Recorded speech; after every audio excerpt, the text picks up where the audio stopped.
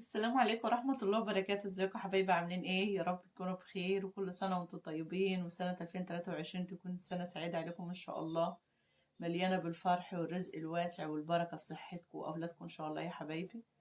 وتكون السنة اللي عدت دي خلاص راحت بالوحش اللي فيها كله ان شاء الله، والسنة ديت ربنا يحقق لكل واحد حلمه فيها يا رب.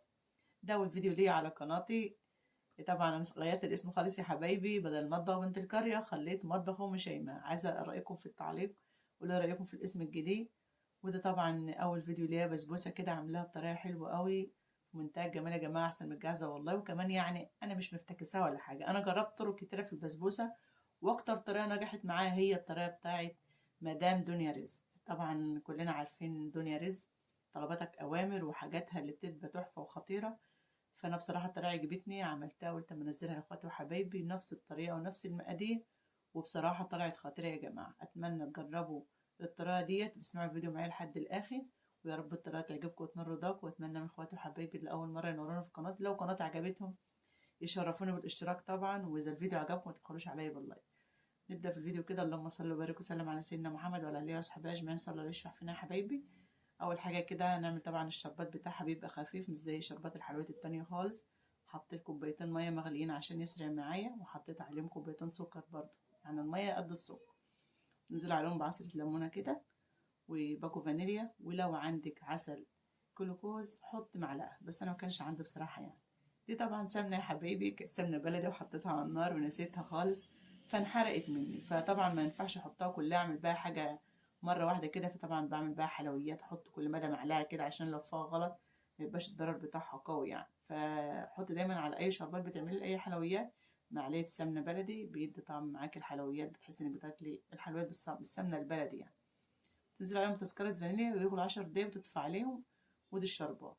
ده طبعا ده السميد بتجيبيه فرط من عند اي عطار. والوزن بتاعه 350 جرام، مقادير بالمج اللي انتوا عارفينه كلكم، ده كوبايتين ونص. اللي في الطبق ده معلقة دقيق كبيرة وربع معلقة بودرة، تحطهم على السميد. طبعا لو انت جايبة اكياس بسبوسة جاهزة مش هتحط عليها الحاجات دي خالص، لان بيبقى فيها كل مكوناتها. تحط عليها السمنة وخلاص. دولت 4 معالق جوز هند برضو ناعمين، تحطهم على السميد كده والحاجات اللي احنا حطيناها، وتقلبي المكونات الجافة كلها مع بعضها. طبعا يا حبايبي كنت عايزة اخد رأيكم في حاجة كده. انا عايزة اعمل القناة بتاعتي بعد كده موسيقى، ما اعملش ما اتكلمش، لان بصراحة ايه بتلخبط، وبقعد فترة طويلة على ما اسجل الفيديو والحروف بتسقط مني والدنيا ملخبطة معايا كده. هقول لكم بس انا حطيت ايه وبعدين اكمل معاكم. طبعا هنا نص كوباية سمنة، انا حطيت طبعا معلقتين سمنة بلدي. السمنة البلدي معلش انحرقت مني، حطيت عليهم معلقتين صناعي ومعلقتين بلدي، هي بتاخد بالظبط 100 جرام سمنة.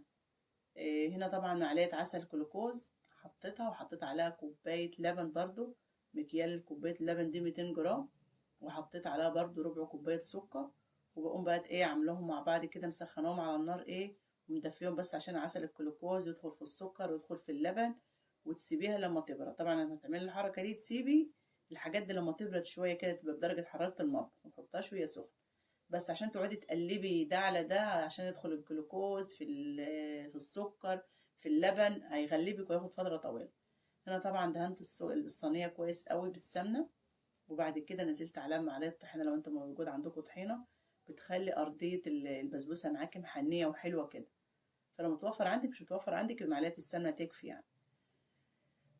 طبعا اختكم لازم تحط التاتش بتاعها على طول في السمنه اللي هي انحرقت دي، بس عادي يعني. انا لما يكون عندي حاجه زيادات ما بحطهاش في حاجه مره واحده، يعني بقسمها كده، في كل حاجه احط حاجه كده، حته كده لما اخلص منها ما برميهاش طبعا.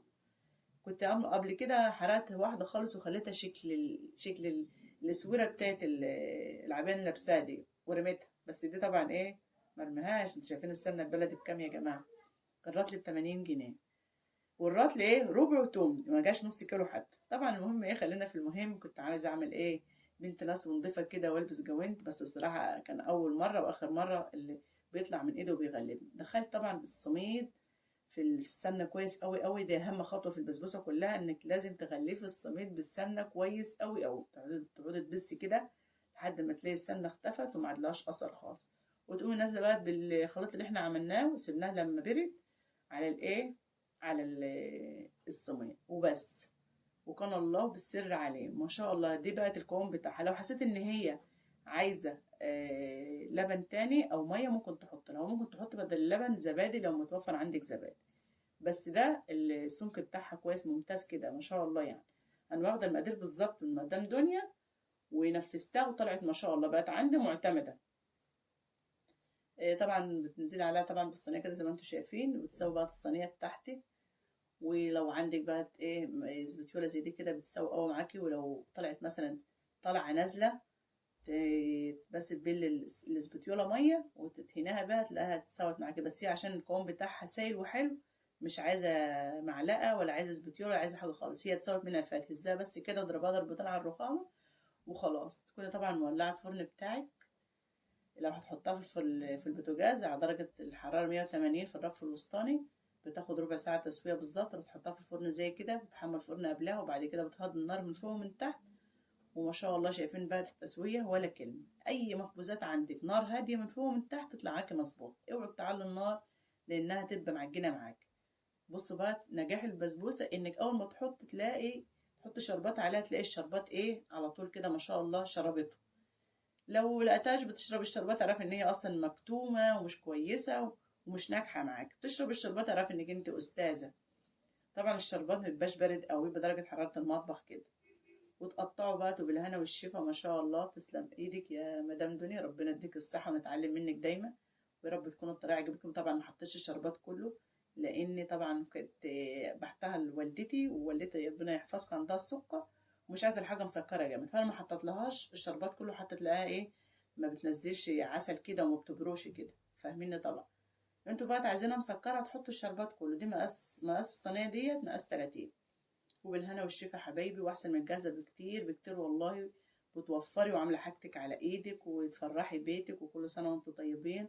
واتمنى لسه ما عملوش لايك اذا الفيديو عجبه ويعملوا لايك. مع الف سلامه يا حبايبي.